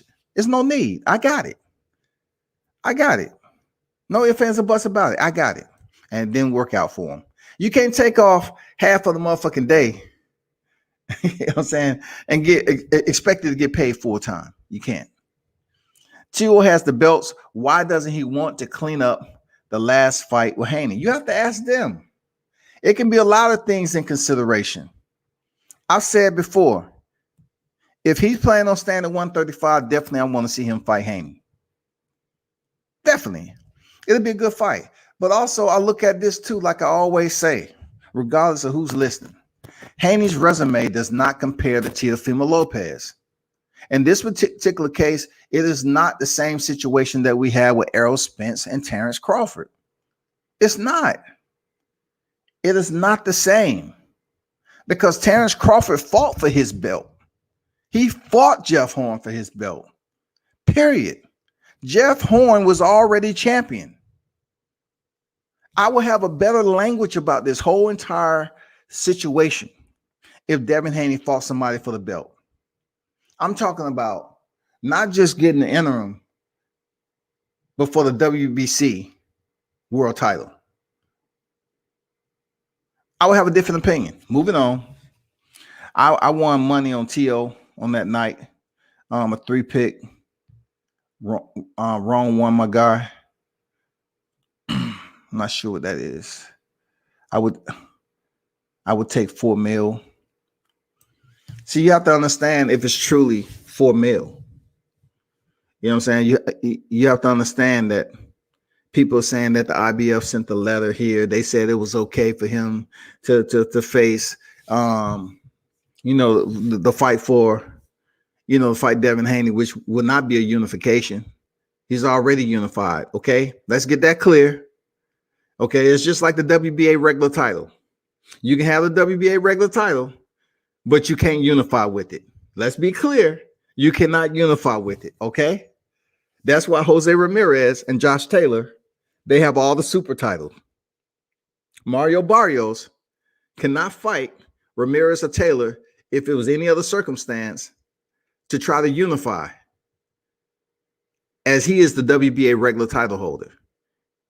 So therefore, when it comes down to this particular situation, with him taking $4 million or not, you have to talk to the team. They're doing what is best for the team, man. You know what I'm saying? He felt that George Kambosos has earned his way to be the mandatory, and he should get his shot. What's wrong with that? Y'all, all of a sudden, y'all acting like the mandatory doesn't matter because you want someone to be provided, when really their resume doesn't stack up to that as Teofimo Lopez, especially in his last 3 fights. You know what I'm saying? We're talking about top 10 competitors. There's nothing that can be told to me to make me believe anything different. Nothing. There's nothing that can be told that's going to change that. If you're going to put Tio, why don't he do this? Why don't he explain to me, why should he? Outside of a belt that means nothing to the WBC. Explain to me. Because don't let me pull up. Okay, matter of fact, give me a minute. I'm going to show you something right quick. I'm going to show y'all something. This is probably another reason. The lack of respect.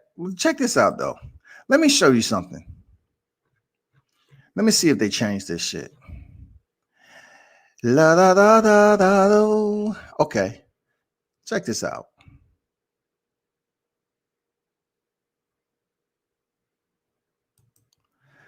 Let me share this screen right quick, people. Since we cooking today, hit that like button in the building. It's truly appreciated. Check this out, people. Okay, so what we're looking at is the rankings, right? This is the lightweight division. All right. So as you look, you see Teofimo Lopez across the entire top of the landscape. That's who you see. Who do you not see?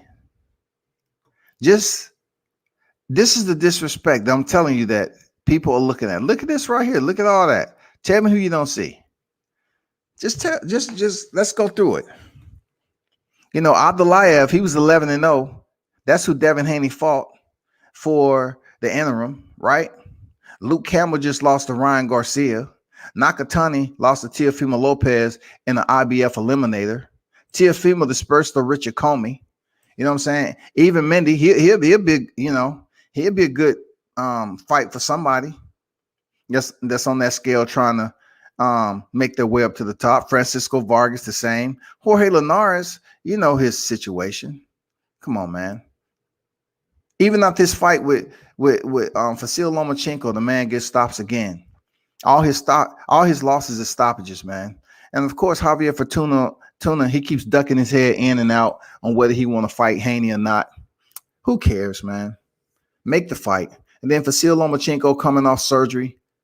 We really don't know who he's going to fight. But who don't you see on this? Do you see Devin Haney anywhere? I don't know, man. Let me see if I can find him over here. Let me see. Where is he? Ooh, there's some disrespect that's going on. Seriously, it's a disrespect. Why is he nowhere? Let's just check next door. Maybe they got him. They raised him up here. Let me see. There, don't see him up here. Let's go down to 130. They might have just slipped up and had a typo. No.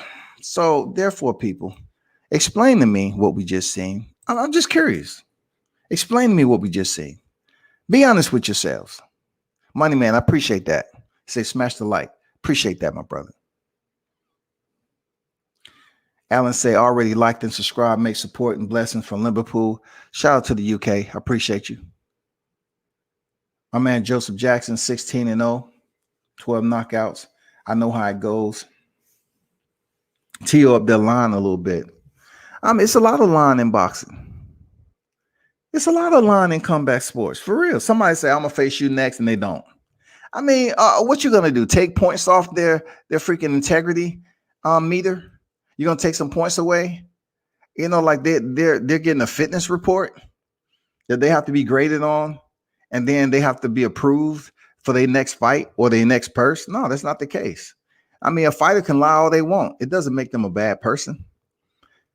You know what I'm saying? It's all about how they perform in the motherfucking ring, Garcia and Tio both flexing. Hey, hold up. Money Man said Garcia and Tio both flexing. I disagree with that. What is Garcia flexing on? Defeating Luke Campbell? Ryan Garcia is just lying. How is he flexing? He hasn't did anything. The man was dropped. The man may be of the same cloth of the confetti chin of his partner, Amir Khan. He may indeed have the same fragile structure when it comes to his chin. Wet cardboard, okay? Heated styrofoam, wet confetti. He may indeed have a chin like Amir Khan. But Garcia flexing? Garcia's flexing on what exactly? Oh, those fake ass social media followers? Every time he go live, I don't even see him over 1,000. But he has over 8 million social media followers. Why not have at least about a cool 1 million? I'm waiting on somebody to truly have a cool, like if you have 50,000, at least give us 3,000 when you go live on IG. At least have 3,000 viewers. on deck. I love Bud's skills. He just doesn't beat Spence. We can agree to always disagree because Bud is definitely taking that win. Digest it however you see fit. Hydrate. I don't want you stressing over it, sweating. Bud gets the job done, bro. I wasn't talking about Wilder. Can Bud take harder punches? Oh, we'll have to see, man. Sir Senior in the building. What's good? Salute about to hit the road. Where you headed, bro? You headed to a fight card? What's good? What fight card you head to? Ryan be lying to hell, but he knows T.O. doesn't, and he can't beat Haney or Tank. If it came down to it, I know some people was kind of talking about Teofimo Lopez facing Ryan Garcia just because he has all those followers and he has a little fan base. But I truly believe that Teofimo can knock Ryan Garcia out in under 5 rounds. I do. I believe he can knock him out in under 5 rounds. Ryan Garcia cannot fight on the inside, man. Bud Spence should fight 3 times and both retire. That would be good if we can get a trilogy out of that. But first of all, we need to get this first fight and see how that works out. And then after the first fight, we can talk about the rematch and the trilogy. We barely able to get the only person that's been doing the rematches is Deontay Wilder. He rematched Bermane Stabern. He rematched Luis Ortiz. He rematched Tyson Fury. So how wasn't he not fighting the best that come on, bro. Tyson Fury is the fighter of the year on the magazine because of Deontay Wilder, and he wasn't fighting the best? Come on, man. My top pound for pound heavyweight are Jack Ali Bowe. And you put Riddick Bowe in there. Okay. I like Riddick Bowe myself. I just, I was cringing. I was like, oh, shit, don't throw the WBC in the trash. Don't do it, Riddick. Ah! Oh, my God. They blackballed the shit out of him, man. And Riddick Bowe was a different type of dude, man. He wasn't a user-friendly boxer, but God damn it, when he was on, man. Teo's pound for pound of Loma, but he still doesn't want to fight Haney. It's clear his energy changed when Devin around. Okay, I'm going to clear this shit up right here. I want everybody to, obviously this is a Haney fan right here. And it might even be somebody from the team, but check this out because they're never going to really come in. I don't know, I'm not going to assume, but check this out. I'm going to clear some shit up about this. His energy change when Devin around.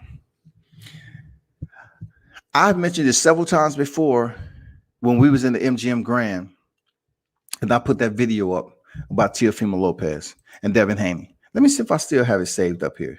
Do I? Okay, hold up. Let me check this out right quick. I know I have it somewhere. Hold up. This video right here. Okay. You saw what Teofimo had on. It's the same outfit that he had on when him and Devin met up and talked. Fred Barbershop, he spoke about this a lot on his channel, but I have the same video. This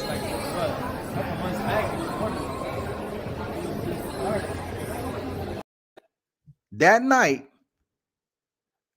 I was covering Michael Williams Jr. He was up there, Roy Jones Jr., freaking Jim, and I was doing media on 2 boxers, but primarily Michael Williams Jr. But I was doing media on a lot of boxers once it came down to Floyd Mayweather's freaking fight card. Like me and Buck 50 was in there. And we was taking pictures with the fighters that was on deck. So Teofimo Lopez was in there, right? So I'm waiting, and then, people start hyping up like, oh, well, is this gonna happen? That gonna happen? Well, there go Devin Haney over there.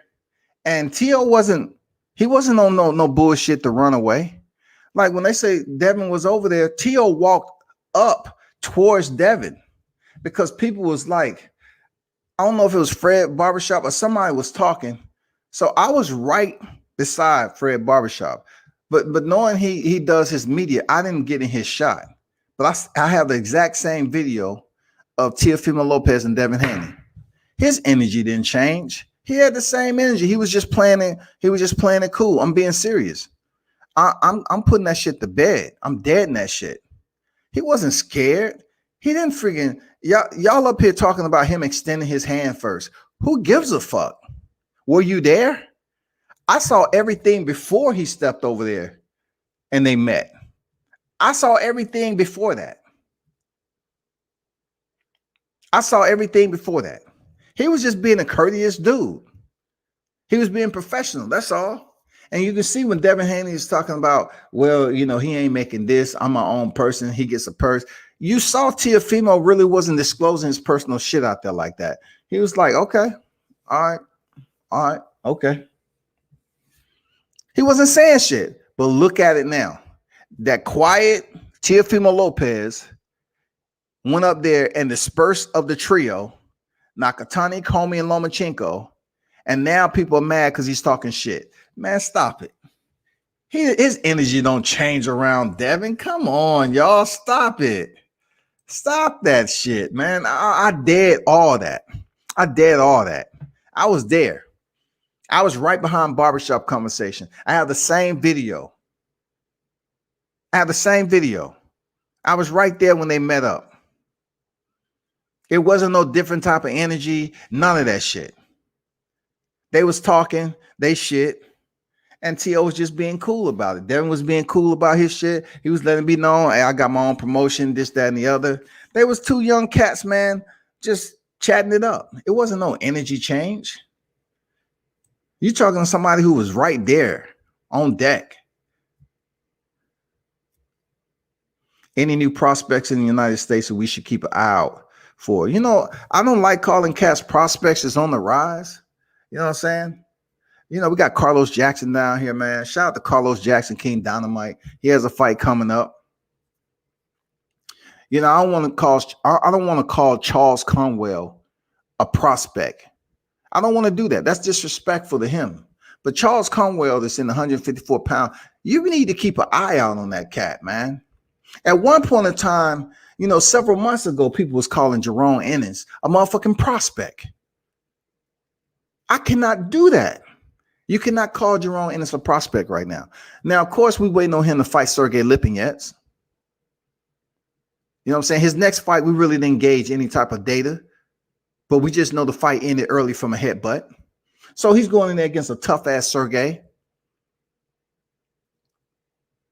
Jerome Ennis should stunt. He should shine in that fight. Once again, when you say prospects, it's tough. I don't want to call these cats prospects. You got Chris Colbert. Chris Colbert is ranked number 1. Is he a prospect? Hell no. But he's waiting his shot. You know what I'm saying? He's waiting his shot. What about Keyshawn Davis? At one point in time, they was called Virgil Ortiz a prospect before he ended up picking up a belt. Do we still call them prospects?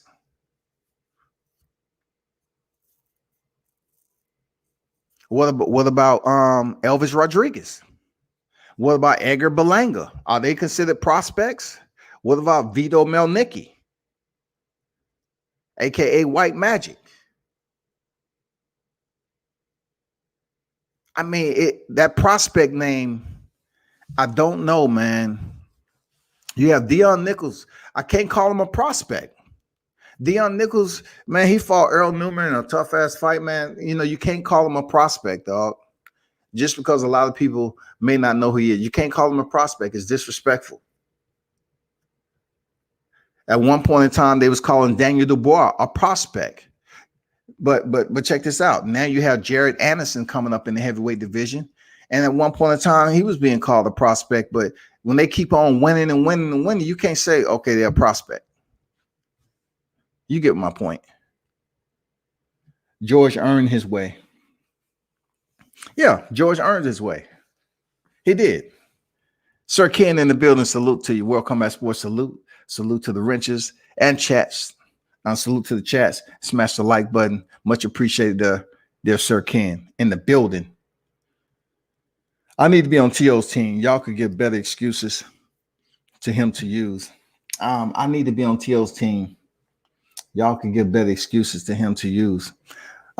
First of all, you don't hear him using any excuses.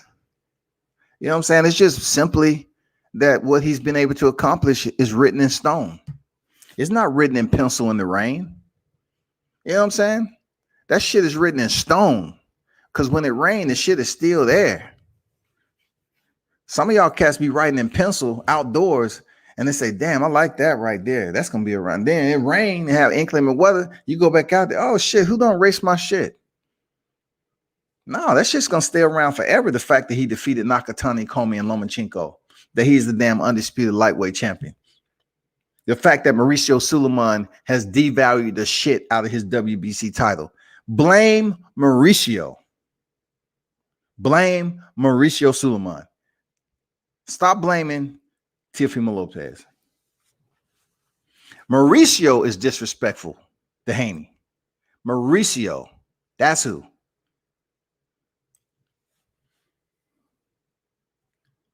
Illmatic say Bud beat Spence. We agree on that for sure. Definitely got Tio over Ryan. I do too, man. Bo hurt me with dropping the belt. Yeah, man. I kind of like took a deep breath when he did that because I knew it was over. They was gonna blackball the shit out of him. How is Tio not won the fight?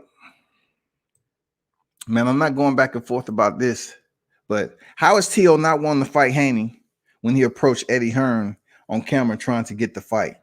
See, Alan, what they're gonna try to use in that specific moment is the fact that Tio said, "Okay, give me 10 million." All right, a lot of just rumor were going around that, but he may potentially get 10 million over in Australia. But come to find out that's not true due to the restrictions that they have and everything else. All right. He was just trying to say, okay, pay me what I'm potentially may get in Australia and I'll fight. What's wrong with that? Even though the numbers was off, what's wrong with him saying, okay, you present me a purse that's equal to me going over to Australia, then I'll fight him. I'm going to get paid either way. And what's wrong with him being a businessman when people say all the time boxing is business? People say that shit all the time. Boxing is a business. But yet, when you see individuals negotiating purses the right way, people get upset about it because they're not willing to just give pennies, for their attention. That's not the way it should be. His father quickly came up and said, no, 7 million. They was just running numbers. It wasn't nothing official. There wasn't at the negotiation table. They was just out in the open. That shit was informal. You know what I'm saying? That whole conversation was informal. Eddie said what Eddie does. You know what I'm saying? It didn't go anywhere, but people ran with it and said, oh, T.O. was capping and all that.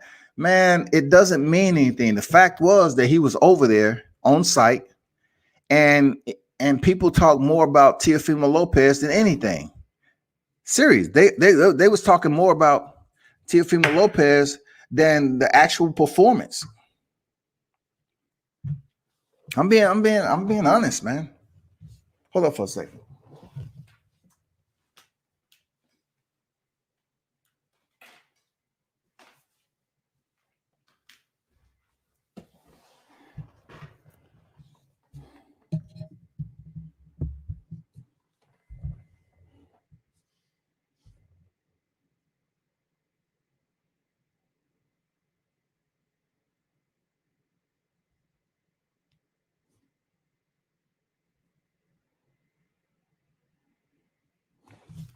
All right.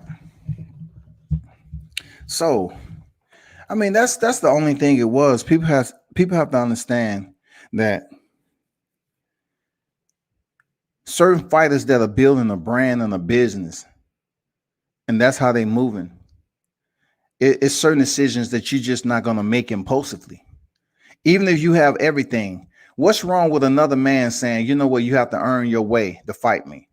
People are just looking at, okay, Haney having a belt, and then it's automatic. It's not automatic because it's been several fighters before him. Even Errol Spence told everybody, get a belt. Keith Thurman, get a belt. What did they do when the fighters got a belt? Nothing. Nothing. So what is this? What is this capping? As if you never heard or seen a champion up here making decisions not to fight somebody because of whatever reason. We heard Keith get a belt. Errol Spence get a belt. They get a belt. What happened? Did they fight? No. Has Keith Thurman and Errol Spence fought? No. Has Errol Spence and Bud Crawford fought? Hell no. So what's wrong with Teofimo Lopez saying, okay, why don't you fight somebody that's credible like I did? Is nobody top pound for pound on his resume? Keep an eye out.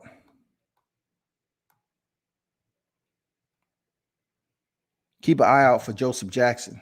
His last fight was on Showbox. Yeah, Joseph Jackson, man, definitely. Absolutely. Haney was little man in him.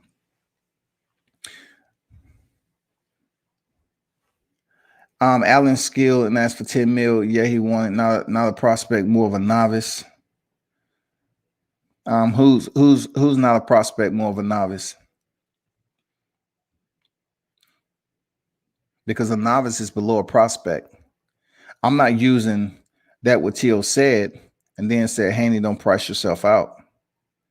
I'm not using that for what Teal said and then said, Haney, don't price yourself out. He's probably making a point that, you know, what your value is not what you're trying to come at us with. You know what I'm saying? I mean, per your resume, I mean, look who's did more. It's period. I mean, you just have to look. You just have to accept the reality of who has the better resume. That's not the first time we heard resumes come into the equation. Who has the better resume and who has all the belts? Of course, they're going to be a cautious or a careful decision-making process on where they want to go with this. You know, just like people want to continue to say the bullshit ass lie that somebody was mandatory. He was never mandatory for T.O. He was never the mandatory for Vasyl Lomachenko. So either way, he's not the mandatory. He's the WBC franchise, but he doesn't have a mandatory. Vasyl Lomachenko did not have a mandatory. Even when he picked up the belt and then defended, he wasn't a mandatory. Mauricio Suleiman said he would not abuse. That was his word. Abuse and make Vasyl Lomachenko fight somebody, because he said he wasn't fighting the rest of 2019. And then the pandemic hit. He did not mandate anybody to be Vasyl's mandatory. That is a bold-faced lie. Shit, I would have asked for 20 million with Eddie's money. Eddie, you know, the one thing about Eddie's money, he's just not going to give his money out as if it's a buffet.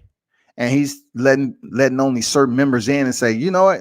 Don't grab a plate. As much as you can stick into your clothes and everything, you can have.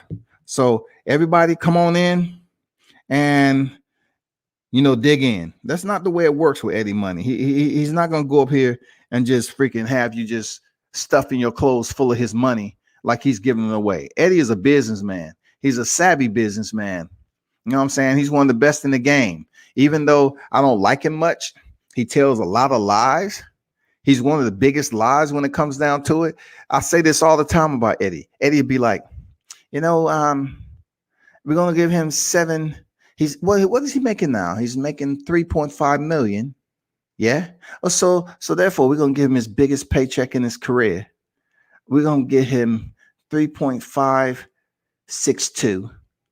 Yeah. 62. Yeah. $62. That's the most he ever made in his boxing career. That's Eddie. Eddie will run numbers like that. If your highest pay is $5.50, Eddie say, we're going to give him $5.75. That's a quarter more than he had before. So it's more than he ever made in his career. So don't come to me and say we're not reasonable. We're reasonable individuals. That's Eddie, man. Spence actually said 60-40, which overly fair. Spence said 70-30 or whatever he gets to. I mean, say everything.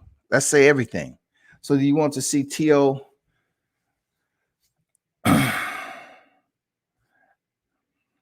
I mean, you know, keep it boxing.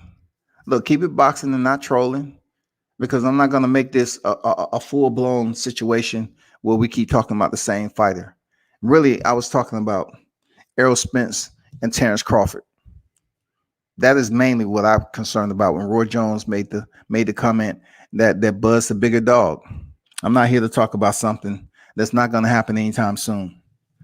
Really, when it comes down to T.O., he's the lightweight king, that money man, and you have to accept the fact. He's the lightweight king. He's undisputed. Matter of fact, I'm going to do you one better. My guy. Check this out. I'm going to do you one better.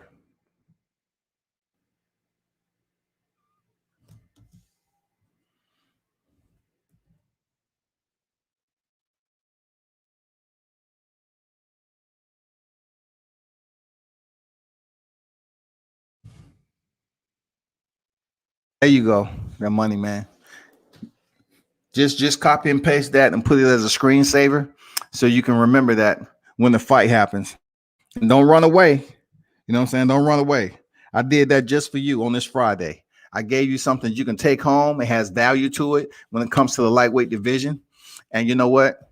Don't take it personal. Just copy and paste it. You know what I'm saying? And so you can always have that reflection. Who's the man at the lightweight division? That's all you got. That's all you need to remember at the end of the day. Take it into this weekend to fight week. You know what I'm saying? Do what you have to do with that. Save it. Put it on your notepad. All that shit.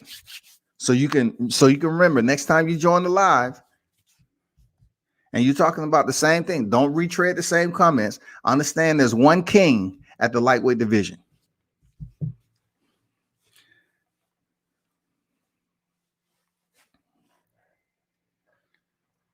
FW in the building, salute to you. And it don't matter what you just said, man. Like I said, FW, be sure to copy and paste. I'm going to put this up here for everybody. Be sure to copy and paste so you can see who the lightweight king is. It's no question who has the better resume, who fought the top pound for pound, just like Crawford. Crawford is a 3-division former undisputed. Who else? Who else is undisputed? Who else at that weight class? Please let me know.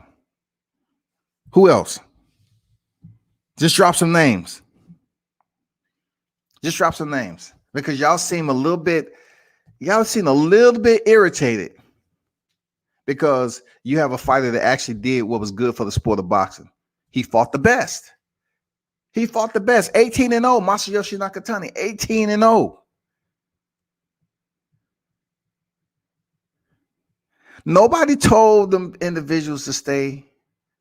They should have aborted the mission, redirected traffic, and went over there to the IBF just as T.O. did and earned the prize, earned the pot of gold. Don't be mad. Let's be honest with ourselves. Don't be mad. Just do something different. Just say, okay, we need to find a way to get on top.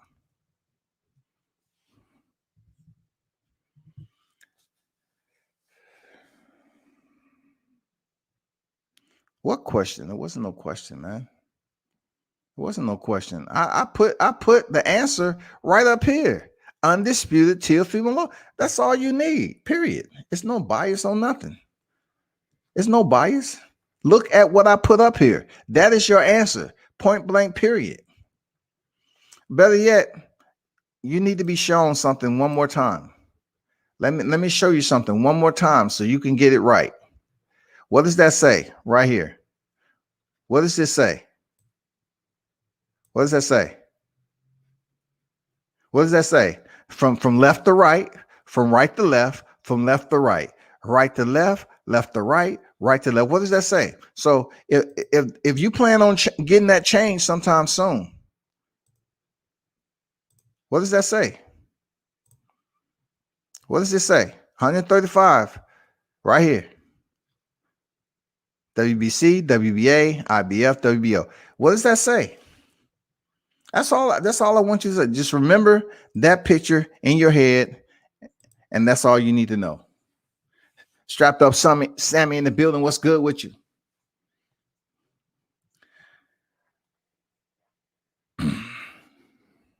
That has nothing to do with the question you couldn't answer.